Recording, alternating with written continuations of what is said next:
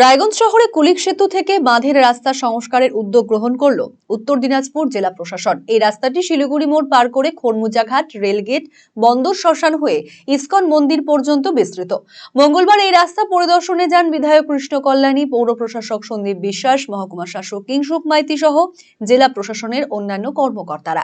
পৌর প্রশাসক সন্দীপ বিশ্বাস জানান, এই রাস্তাটি সংস্কার এবং সম্প্রসারণ করার উদ্যোগ নেওয়া হয়েছে, যার জেরে এলাকার মানুষজন উপকৃত হবেন।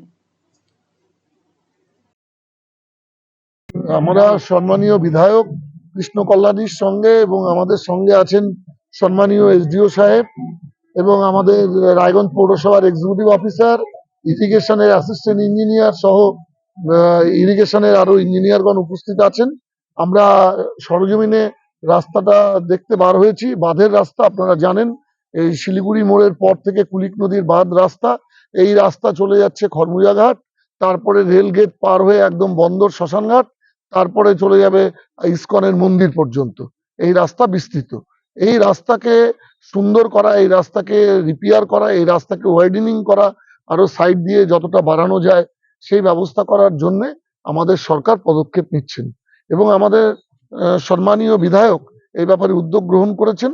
তার ফলে আমরা রায়গঞ্জ পৌরসভা ইরিগেশন ডিপার্টমেন্ট আমরা যৌথ তত্ত্বাবধানের মধ্যে দিয়ে আমরা এই রাস্তার রিপেয়ার করব এবং ওয়াইডেনিং করব, রাস্তার দুই দিকে বাড়াবার চেষ্টা করব এবং তার ফলে এখান দিয়ে ছোট গাড়ি ঘোড়া অনায়াসে চলে যেতে পারবে, শহরের মধ্যেও ঢুকতে পারবে, শহরের বাইরেও বার হবার জন্য তারা সুবিধা পাবেন।